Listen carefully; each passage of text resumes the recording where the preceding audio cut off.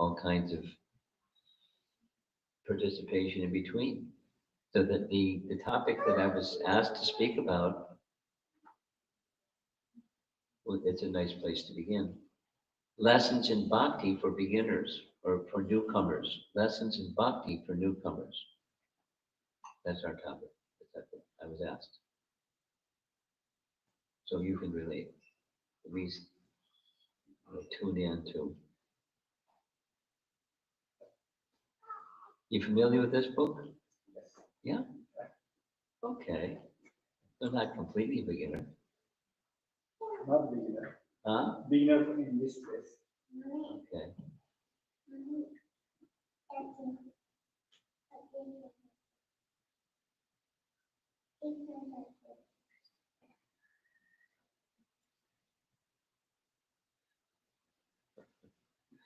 Let's see what happens. We do have the kids' room back here with a chair. That's a good So she idea. can still hear. That's a good idea.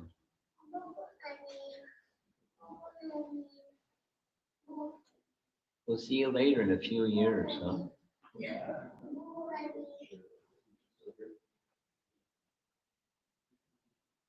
You better, someone better show her where it's suitable for her to go. Then you can still hear. Go with her. Yeah, no problem.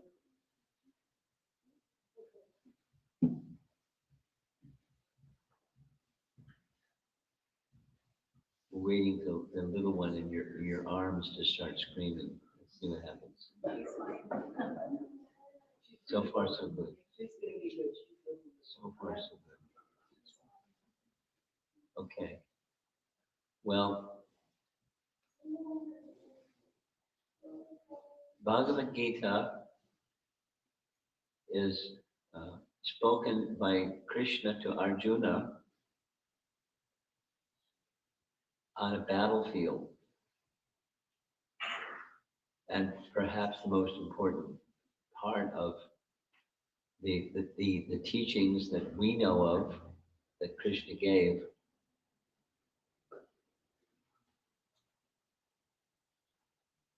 during his presence was this teaching of Bhagavad Gita.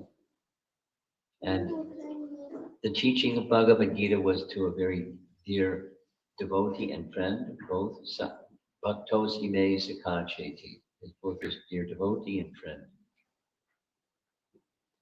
However, Arjuna lapsed into a state as if he didn't know what he knew, or he became forgetful of what he knew. And so he began asking questions like a newcomer.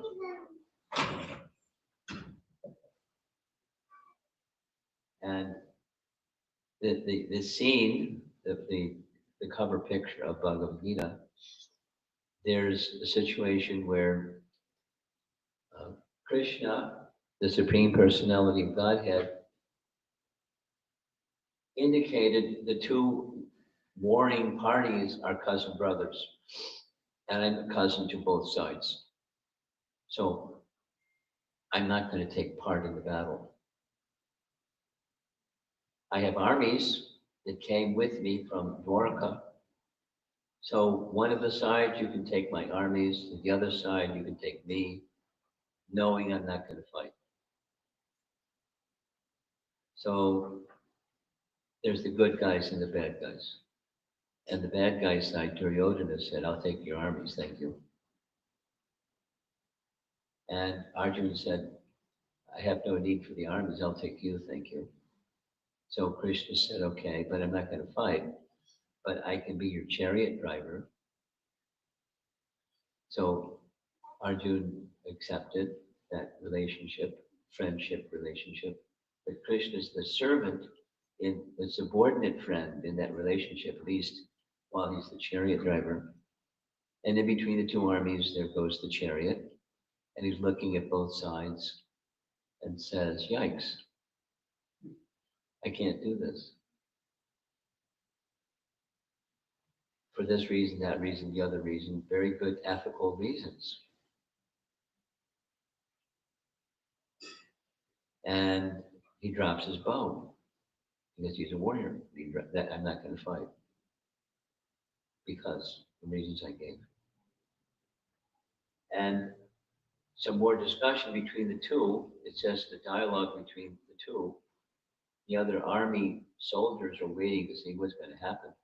And they don't necessarily hear because it's just a two-way discussion. But we get the eavesdrop on what they say to one another. And in the course of the first 6 chapters of the first chapter is the dilemma. And then Krishna starts because Arjuna asks him, please advise me what's best.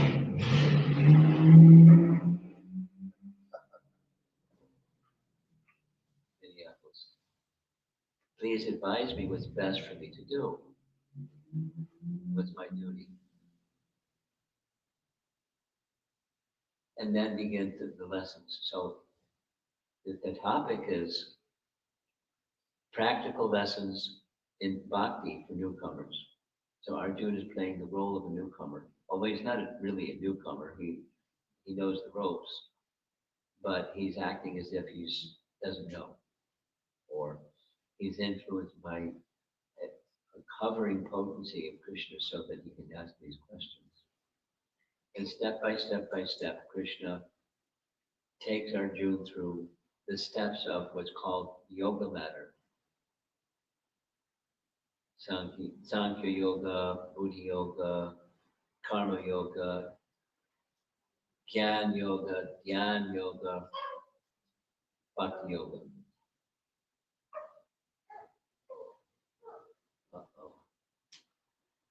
Bhakti yoga. So our topic is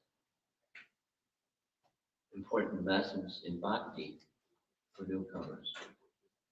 So one of the things that's important to gather about bhakti yoga is the preliminary lessons are helpful, although they don't in and of themselves create or destroy bhakti.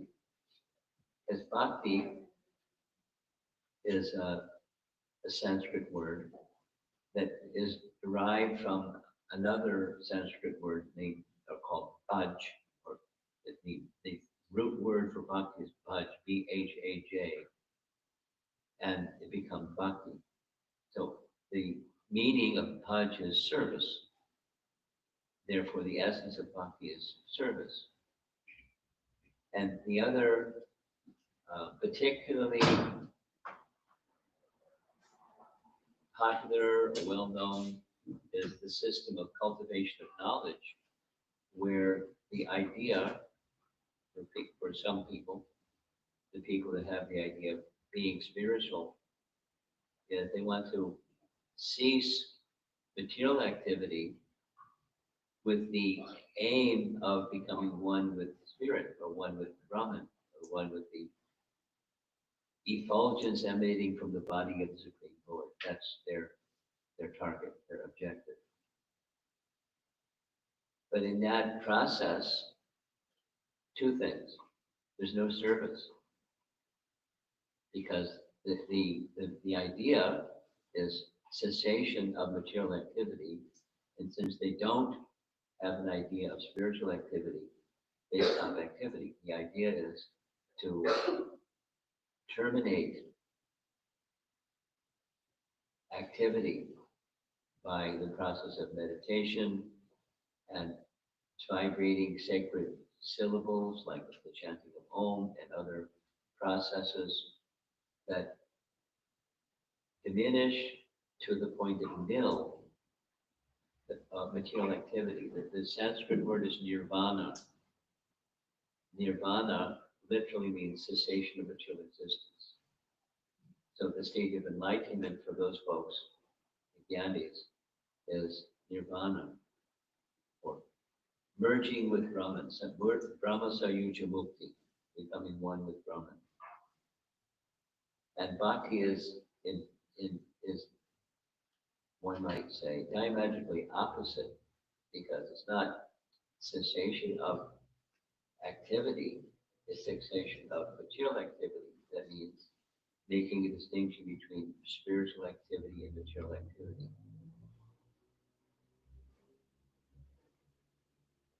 And it's very simple. the material activity means doing something with my senses to satisfy my senses. Let's go back to Arjuna on the battlefield. Arjuna, his moral and virtuous ideas were centered on himself, his happiness. My happiness will be destroyed if I go ahead with this battle because, some good sounding reasons. One of those good sounding reasons is on the other side, there's my grandfather. And in the absence of our grandfather raised us as little boys. He was so kind. Now he's on the other side. And I have to fight against my grandfather. I can't do that. I can't do that. It's unethical. And the person who I learned military skill from, he's on the other side. Dronacharya. And and other personalities, they're my cousins. And I have to fight till they're dead. And that's victory, and I can't do that. So on the platform of self, the platform of himself at the center, I can't do it. So the ethical reasons for how yourself, there's, on the other side, there's so many men, and many of those so many men are married with children, and if they die, then their wives will be without protection. And women without protection, they could be exploited and polluted. And then unwanted children, unwanted population is created. And I'd be responsible for that. I can't do that, etc. Very clear, ethical sounding arguments. But there's what the center is himself, or extended self, self-interest, his happiness, the extended happiness of self. And Bhakti just makes it, recognizes that Krishna is the center. And so the activity may remain the same, but Krishna is at the center. So this is practical advice, meaningful advice for newcomers on the path of Bhakti is see how whatever it is that you naturally do, you do that for the satisfaction of Krishna.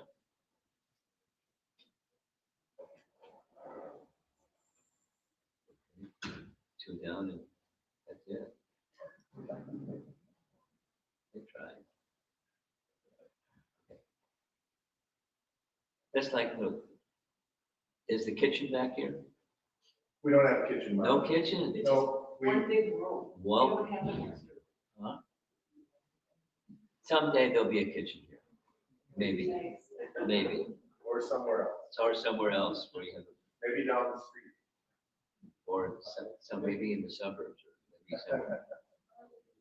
Okay, so when you're cooking, you can cook for yourself or your family or your friends or your little circle or community or something. And then there's cooking for Krishna. Cooking is the same, or can be the same. Same items, same pot, same. Knife to cut the vegetables and everything. But one is doing for Krishna, the other is not doing for Krishna. But Bhakti means activity that's meant for the satisfaction of Krishna. And once that principle is gradually becomes part of one's life, then that's living a life of devotion to Krishna. So go to school, go to work, go to the kitchen, go here, go there,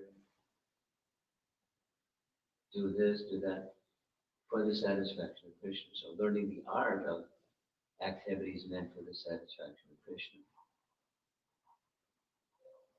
And what are some of the ways to help revive or reawaken that consciousness? And it's a simple principle of sound. So this is practical advice in Bhakti for newcomers, is sound vibration.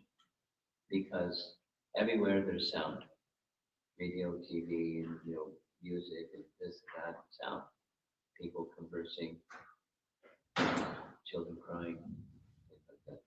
There's sound. And the quality of the sound is going to determine the quality of consciousness. So rather than saying the material sound of within the modes of nature, they produce consciousnesses influenced by that mode of nature. On our way over here, there was I don't know what you call it, like a pack of motorcycles. That's the right word? Okay. A gang of motorcycles. Wow, those things were loud. And zoom, zoom, zoom, zoom, zoom. And those people must be deaf, in a short period of time, because your eardrums, they're so loud. That's just sound. What to speak of the danger? There's anyway, that's one way of life. Material sound, just hear the sound of motorcycles, and they go, where are they going to go? They go to a place where they hear loud music. It's a certain mode of nature that is built or fortified by sound, etc. There's mode of passion, there's mode of goodness, sounds, and people that hear the mode of good, like, different sounds, different places, from different sources. And transcendental sound includes the chanting of mantras and the recitation of Srimad Bhagavatam. And just by hearing the recitation of Srimad Bhagavatam, supposing someone doesn't understand the words, I'll give a little example. There are times when Prabhupada, in most places, even in India, he would speak in English. When the audience was not necessarily English speaking, he would speak even commonly in English, but sometimes he would speak in Hindi. And then at the beginning, they're up on a platform, like a Pangal program, and there's nice kirtan. Everyone knows the kirtan. And then kirtan stops, and then it's time for a lecture. And when the lecture begins, Prabhupada would sometimes speak in Hindi. And the American devotees would look at each other, and they get up like it's time to leave because they don't understand Hindi. And Prabhupada would say in English, no, stay. Even if you can't understand because it's in Hindi, listen because it's purifying. The sound vibration is purifying. The cognitive effect of knowing the meaning of the syllables, etc., is one thing. But the purifying is whether you know the syllables or not. The sound vibration is purifying. Just like, there's a couple of plants by the side of the altar. Plants are hearing. And fortunate plants, they get to hear kirtan regularly. And, the cognitive faculty isn't that of a human. But the spiritual effect, because there's a soul within the plant, is getting benefit. There's a very nice teaching. I'm going to share a very nice teaching from Jiva Goswami. I like Jiva Goswami. We discussed a little bit about Jiva Goswami already. So Jiva Goswami explains that the process of bhakti is so powerful that even unknowingly, less than human forms can get great spiritual benefit from unknowingly engaging in bhakti. And for evidence for that statement, to support that statement, he cites something from Padma Purana, where in one temple, they offered to the deity of Lord Vishnu a ghee lamp. And the ghee lamp in that particular place was like a bowl and then a cotton wick sticking out of the bowl. And they would light the wick and the wick would burn and it would draw from the ghee lamp so it would stay lit. Well, there was another friend on the altar named, namely Mr. Mouse. And Mr. Mouse would come and he would drink ghee from the ghee cup regularly. One fine day, he made a mistake. He got too close to the ghee wick and his fur caught on fire and he died. This is from a Purana. Think Agni Purana. And in his, no, Pata Purana. And in his next life, it was, he became a she. Maybe it was a she mouse too. She became a queen. And in that life as a queen, she had a natural liking to worship the deity of Vishnu by bringing fresh ghee lamps. And that was a very dedicated service she did as her life as a queen. And when she died, according to Padma Purana, she went to Vaikuntha for that simple service. So circling back, Jiva Goswami explains, even unknowingly, in a subhuman form, one engages in bhakti, there's great spiritual potency. What to speak of knowingly, what to speak of without offense, knowingly, engaging in bhakti. But there's great, the point is, there's great potency in bhakti. So supposing one doesn't have knowledge of that or doesn't have faith in that, that's not too surprising. Not so many people have faith in bhakti. Some people do.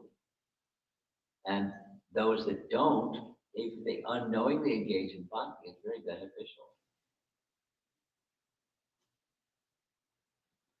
Just recently, I came across this example. I mentioned it already during this visit, of Srila Prabhupada's story. Many of us know, maybe all of us know, in the course of Prabhupada's coming to America for the first time, he didn't have any money, but he got passage on a cargo ship. So the cargo ship had a cabin on the cargo ship for passengers, but it was a cargo ship and a very rough ride and so forth. And in the course of that journey, in his ripe old age, he had 2 heart attacks on the ship. And something happened, he survived. There's details, but he survived. And he was in America for around 1 year, kind of trying to get things started with no contacts and no finance and nothing, just a mission given to him by his spiritual master. And copies of first canto Bhagavatam that he brought with him as cargo on the ship. Then he had a 3rd heart attack. So he was in convalescence. And the doctor who was taking care of him said, your heart is weak. If you have another heart attack, you may die. So my recommendation is every day, minimum for 1 hour, you must exercise. Just a walk. Brisk walk is very nice, but just walk for 1 hour every day. And then you're likely to live much longer if you do that. So he did every day walk. And one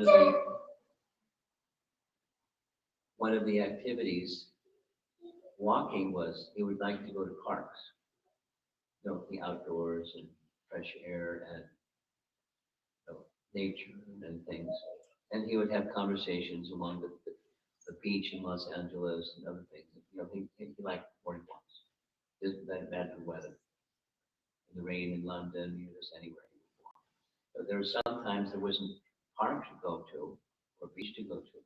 So he walked down a public street for 1 hour. And when he would pass people, they would take notice of him because there's a monk or a sadhu walking amongst them. They're all business people early in the morning. And when they would see him, they would, eye contact, and Prabhupada would say, hello, good morning. And they were happy to, receive the greeting. Hello, good morning. So he did that so many times, the devotee said, Prabhupada, why aren't you saying Hare Krishna to these people? Because they benefit, right? And his answer was, if I say Hare Krishna to them, they'll think I'm a sectarian fanatic. So I say something to engage them, and when they say back, good morning, their devotional service has begun. Something so simple, their devotional service has begun. And there are many examples of how that beginning turned into something more than a beginning. Just by the touch of devotion, even if it's indirect or not explicit, it's implicit in the sense of engaging in a friendly way with a pure devotee. So, devote back to the topic. Bhakti lessons for newcomers. Find ways. The best of all ways is through sound vibration, through reciting Srimad Bhagavad Gita or Srimad Bhagavatam, or hear it being recited, or just reading it to yourself. And from time to time, pausing to reflect on what's the message that Krishna wants us to receive. He wanted to convey a message to Arjuna, but it's meant for us. What's the message we're meant to receive? And Arjuna's question, they're relevant questions that he asks.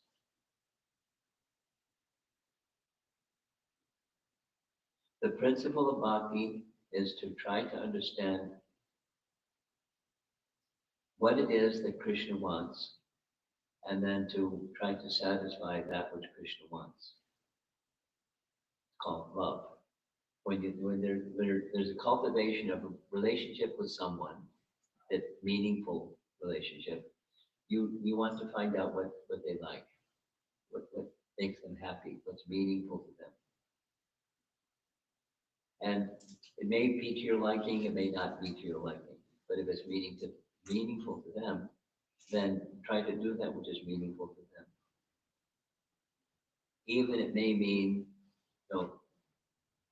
allowing oneself to feel a little uncomfortable because it's meaningful to them. I want to do it because it's meaningful to them. And that discomfort turns into a happiness. Or do it flip the other way. If I just want to do what I want to do, that doesn't bring me happiness or the other person happiness. Because the starting point is, I'm a covered soul, and I don't know who I am, I don't know what's what, I don't know what real happiness is, but I'm thinking it means sense gratification of some kind or another. And then, so I do it because it's appealing. So whether appealing or not appealing, on the platform of my senses are being pleased, if the other person, love means you make a sacrifice of oneself to the interest of the beloved. It didn't start like that, but it's even like saying good morning or a smile, and then exchanging a smile with a pure devotee. It goes on in the material world. One of the things I do probably more than I should be doing, I travel a lot. And one of the things they have people do is they have, when you get on the airplane, hello, a big smile, and, they enjoy being the airline hostess or airline stewardess or a flight attendant, they call themselves. So, that's one of the things that they do, is they greet you and they're et cetera, et cetera, et cetera.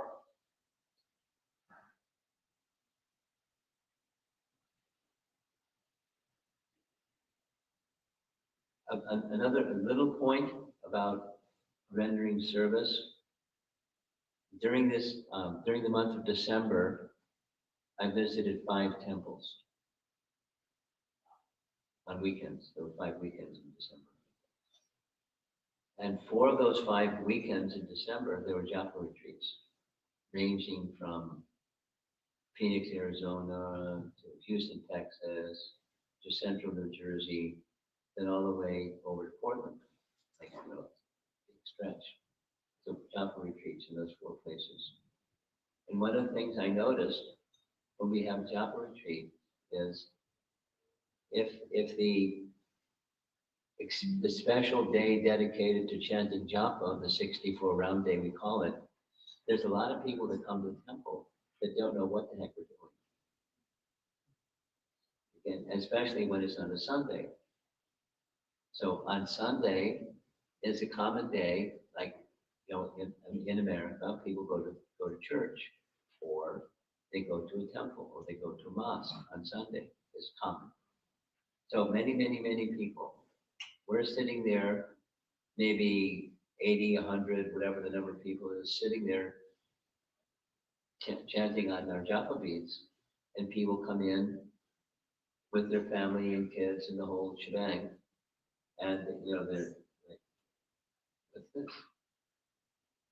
They shrug their shoulders and they keep going, and like we're not there, and they come before the deity and they do their ritual that they're accustomed to, with their palms folded, pranams, and it's funny what feels. Sometimes they do a circle, sometimes they pay obeisances, sometimes this and that, something like that. So it used to, they really had it together. They had someone that was just assigned, and it was quite fitting their nature. They would softly call people to the side when they saw they were looking at the spectacle in front of them, a room full of chanters. What's going on? And then on one hand, they had a set of beads if they wanted to sit and join us for chanting for 5 minutes. On the other hand, they had a little book to explain chanting. And just a friendly, warm enchanté, getting to know them, and what's your name, and you can sign our guest book, you can find out about our, just like orient them to what's going on, so they're not feeling strange, as opposed to some places that just let them come and go because they just come and go anyways. But a relationship, and establishing a relationship on a very simple basis can begin a relationship where it's more than a simple basis. They like the vibration. It's in the room of everyone, some 100+ people softly chanting the Hare Krishna mantra. It's a purifying sound vibration, whether they understand what it is or not. It's a purifying sound vibration. It's a very nice beginning in Bhakti process to welcome people, like those of you that are coming first time and so forth. Feel invited and welcome, and come again, and be some exchange that invites you to come again. Like nice kirtan, and sweet sound, and then this message of Bhagavad Gita. And then step by step, take some literature with you, encourage somebody who comes, gift copies of something, because it's nice when people receive a gift. Maybe many of us, I'm one, that the first time I received a Krishna conscious literature was just a Bhakti Guided magazine, and somebody gave me a copy, and I didn't know what it was. But because it was from a person that I had some friendship with, I had some interest in person. So I eventually read the book, read the magazine, and it helped me to understand a lot of things. A little bit about Bhakti, for sure. So step by step. And one last thing, because somebody after one of the programs came up and said, I have a hard time with Bhakti. Mhm. Wow. And because, then they gave their becauses. And, I can do this and I can do that, but, I have a hard time with chanting and this, et cetera, et cetera. And this particular individual was that kind of individual that is stuck. And no matter what I said, they went back to their butt. Their stuck position. So in very simple terms, what I tried to help them, I think they got it, is that those things that you like, do that. It doesn't have to be big, and doesn't have to be something you're uncomfortable with, but something that you like and you can, it's relatable. You do that, but do it every day. I asked them 3 times. You brush your teeth? Oh, of course I brush my teeth. You brush your teeth every day, or it's just some days? Every day. So find some things that you like that connect with service to Krishna, and do that every day. Then it was, yeah, but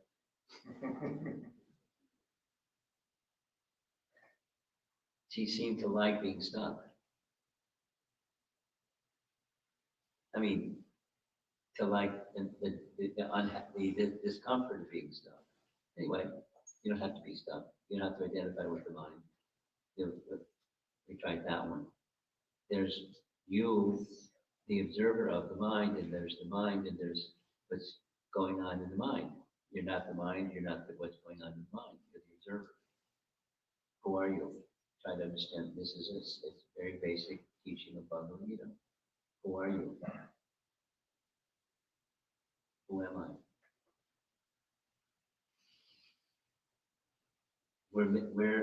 Our identity is quite natural. We're servants. Everyone is serving, and the ultimate is serve the supreme, the source of everything. And find that which you're comfortable with, that fits on with the teachings of Bhagavad Gita, like everybody eats. So take that which has been offered to Krishna as part of what you do every day. Like you brush your teeth. So you eat every day too. And then make it to the degree that you can do this and you're comfortable with it.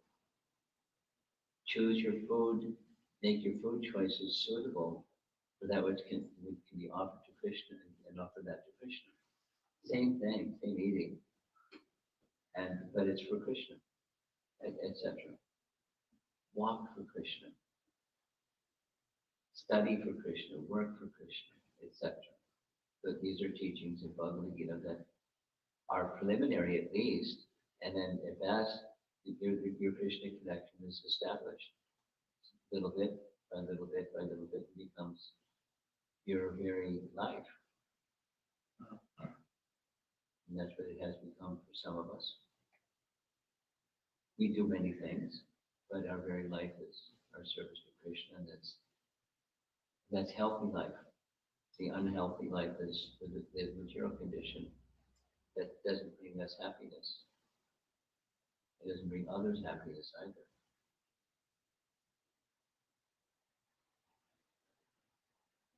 There's so many things to say on this topic, but that's maybe a little beginning. If you don't have Bhagavad Gita, take a gift copy of Bhagavad Gita with you. And little by little, you read something, so read something, little by little. And then discuss with others who are also learning and practicing. And you'll find your life enriched, or transitioning from material to spiritual by Bhakti.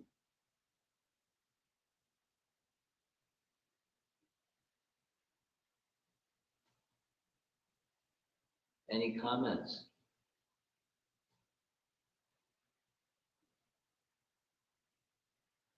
Yeah. Maharaj, would you withdraw Prabhupada in the morning walk? Oh. Because I haven't heard that on the memory. I hadn't heard that on my. I was on a number of morning walks. I know.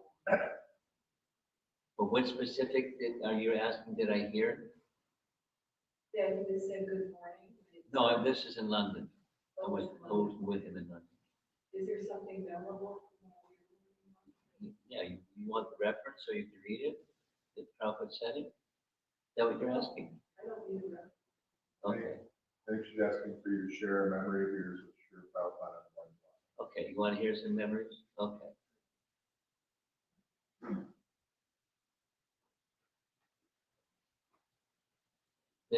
There are two favorites. One of them was in Brooklyn. There's a park in Brooklyn called Brooklyn Battery Park. And there's a lake. So when Prabhupada would walk, he had a cane, and you could hear the clickety-clack as it hit the sidewalk.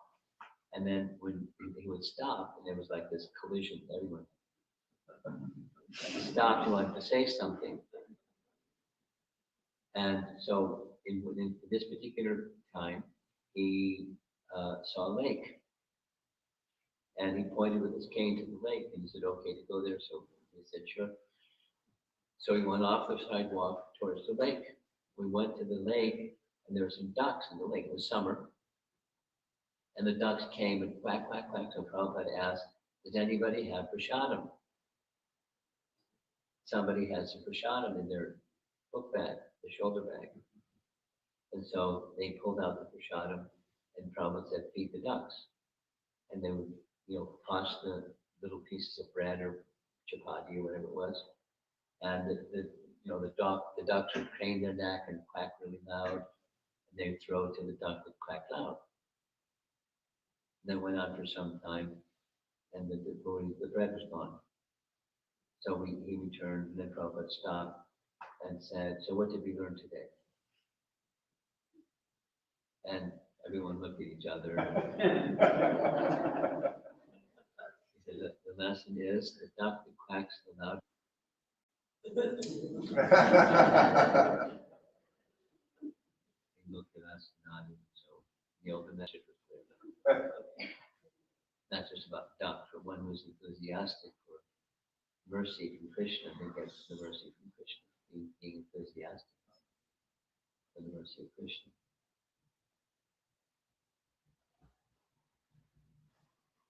A number of morning walks that I was with Prabhupada was in Vrindavan, and many of you have been to Vrindavan, so it was the occasion. There was some in Mayapur as well, but in Vrindavan, particularly memorable, because the Prabhupada's quarters was in the back behind the temple, and it was very regulated when he would leave and when he would come back. So it was around a little bit before 6 o'clock, because the deity was at 7 o'clock. So an hour walk. So he came from the back side of the building where his quarters was, and come along the side, and then head for the front gate. And as we head for the front gate, there was a little kirtan to see him off for his morning walk. And many of the devotees stayed, and some of the devotees went, and I went commonly. I don't know, he was a privileged fellow or something. And when you get to the gate, you make a right-hand turn. In those days, there were not shops across the street. Now it's chaos. At that time, it was just agricultural fields in all directions. But right across the street wasn't shops. So we made a right-hand turn along the path. It was a paved road. We walked, and then at a certain time, he turned around, and we all turned around and came back. And that's where one particular morning when we were coming back, we heard the kirtan in the distance. Prabhupada said, where are the devotees? And the reply was, Prabhupada, they're at the gate waiting for you to come back. And then Prabhupada didn't say, that's not what I was asking, but he said, when there is an opportunity to be with the spiritual master, one should seek that opportunity to be with the spiritual master. That's what he meant, where are the devotees? There were not so many of us in the morning walk. They wanted to give the message. And then he went on, he elaborated. The elaboration was, when there's an opportunity for physical association, one should accept it, be eager for it. And that when there's physical association, there's also body or sound. And of the two, body is more important than the physical association. And the physical absence of the spiritual master, body is what we have. And then he said, I feel no separation from my Maharaj because his instructions are always with me. He looked around at us and put his cane in the pavement and carried on. He wanted a lesson. Another morning walk, and he went for a far distance, way down. There's like a grove of trees. There was on the right, now probably buildings and stuff. So he looked at it was like a little forested area. He looked around and there was no path, so he just trekked through the forested area, and he came to a tree that had little pods hanging from it, and he started pulling on one of the pods and asked, is this edible? And he was just describing that the sadhus would live on whatever nature would supply.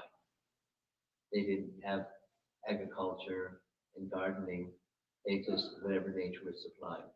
And so then he had asked, is this edible? And somebody knew, and yes, it was edible. So he was just making a point of simple living, high thinking, because that was a topic he expanded upon very much. Found it. He liked it. Giving lessons, practical lessons always, even when he was getting his exercise, but giving teachings for us to live by. There's three.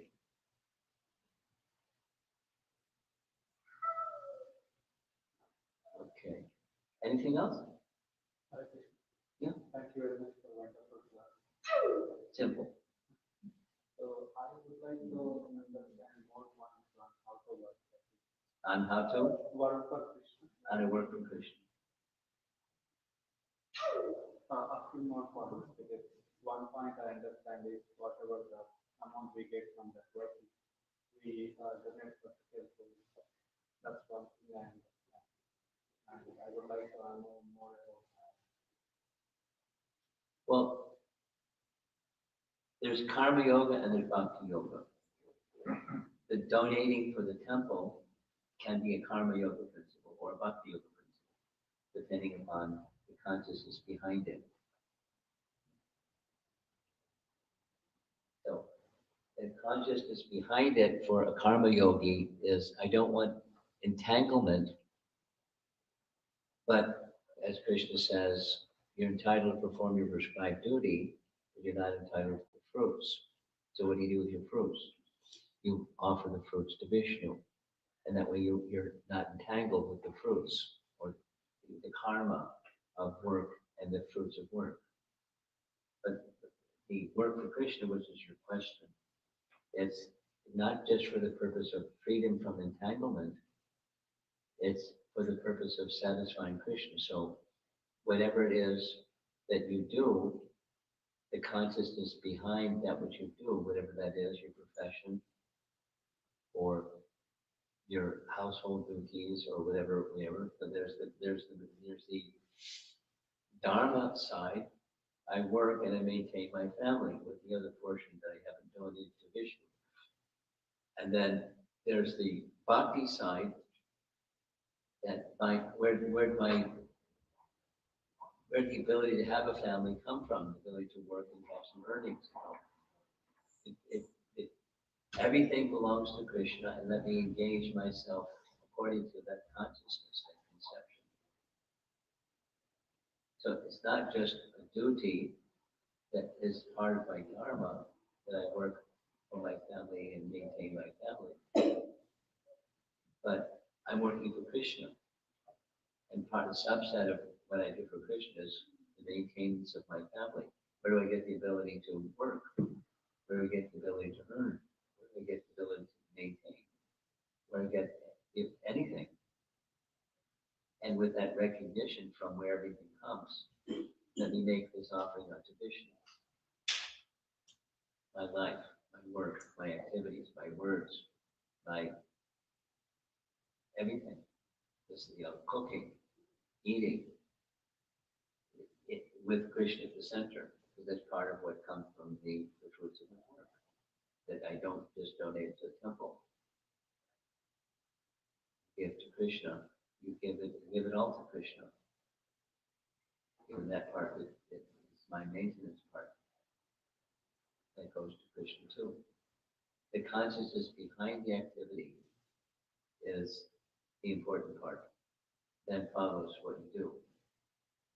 Therefore, a very important principle of cultivating that work for Krishna consciousness is sound.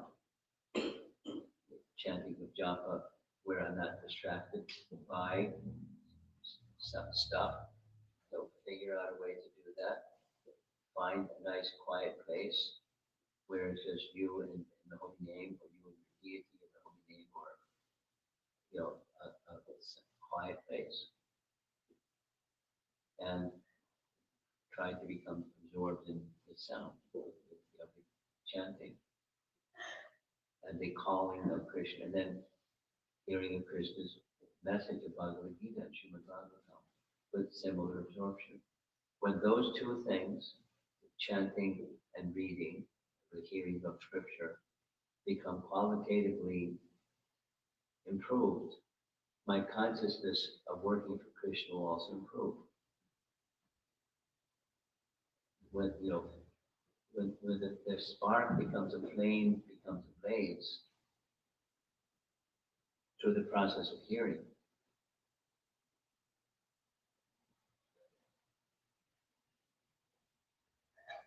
That's how to perform your activities for Krishna. So the hearing process is imperative.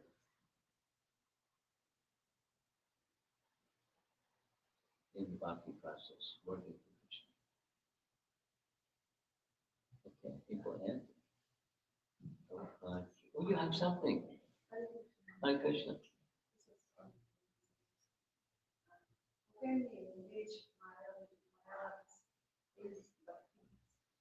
How can you interest Mayavadis in Bhakti? That's your question.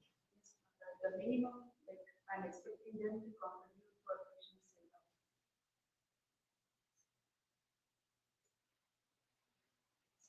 It depends on you, it depends on them, it depends on the circumstance.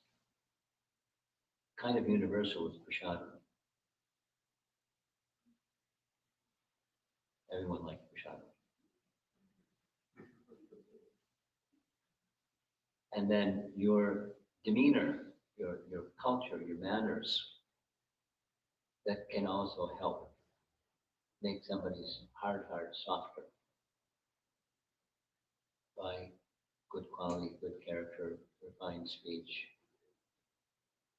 remaining respectful, even when you know you at least have some idea that they have a different idea rattling around in there. It's different than Bhakti. But be respectful because there's a soul, part of Krishna, etc., etc. And that those devotional qualities, if it's done, that's done not as a ploy, but as a offering to Krishna, it's attractive. So the idea, the principle is attract them to Krishna. That's how they can move from their position of being a Mayavadi to Krishna, by attracting them. And then find out which is attractive to them. And canvas farm.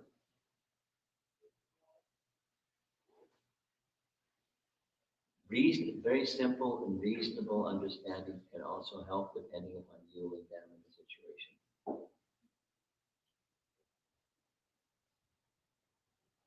Like, you'll explain the nature of a relationship, the nature of love. Real happiness is where there's love. For love, there has to be two, it can't be one. Philosophically explain, if by studying Prabhupada's books, you'll find explanations of Sarvam Kalvidam Brahma and other phrases and slogans that they they like very much. Explain it in a different way than they're used to hearing. And they're astonished to hear sometimes. If you go in that direction, however, many of them consider themselves to be very skilled in speculation. And so it's hard for that to go in, philosophy. Then they'll become argumentative. So softer approach is often the best. Good character, respect, treating with dignity, etc. And it's, and they are sometimes are moved by bhakti in that way, supplemental. It goes in. It's different than what they're accustomed to. It's attractive. Krishna is all attractive.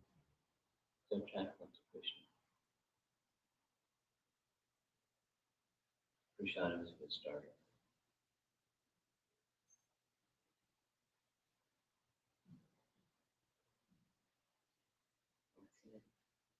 Yes.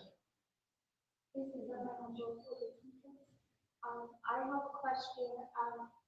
First, those of us who can't go to India and experience the blessings of going to like Vrindavan and Radhakrishna, how can we bring those blessings of Vrindavan into our heart? By the next question. One is to go there. But if you can't go there for some reason, there are devotees in China that can't get a visa to go to China, to India, so they can't go there. But maybe the door's going to open. Let's see.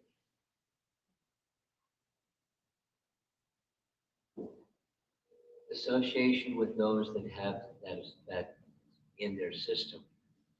The writings of the six Goswamis are fantastic examples because they're there. Their heart is there. And there's something about that feeling that they have of being in Vrindavan that's so wonderful. It's contagious. You can become infected in a good sense. You have the Bhakti disease. Vrindavan Bhakti disease, Raja Bhakti. You'll become infected. It works. There's a nice book written by Raghunath Das Goswami. You've heard his name. So the title of the book is Mana Shiksha, and one of the verses is basically an instruction, instruction to his mind on how to attain shelter of Vrindavan. And he advises specifically, steps, certain principles, 3 or 4 certain principles. You adopt these principles and you're there in the association of those that are there. And by hearing from them and immersing yourself in their mood, that mood becomes your mood.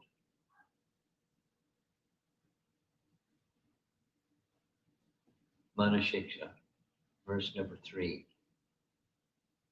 Look it up later. Look it up later. You'll find it. You'll find it, I'm sure. Mana Shiksha. And his gift, Raghunath Das Goswami is not a scholar. His writing is very down to earth and from the heart kind of devotion. So you'll like it. Mana Shiksha. Yeah.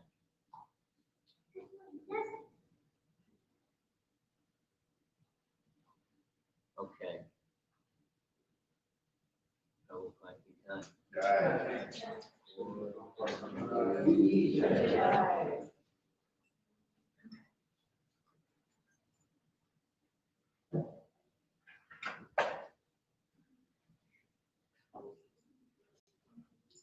You like praying with Dhamma?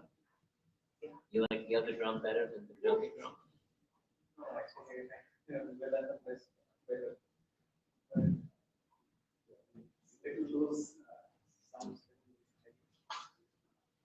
I think that drum, the first drum that you were playing, that was heavy. You were enthusiastic. It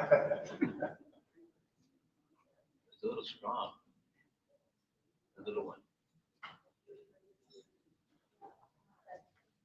It was making good resounding sound. But you don't have to bang it so much. Somewhere in between. Not just pat it, but don't bang it, just somewhere in between.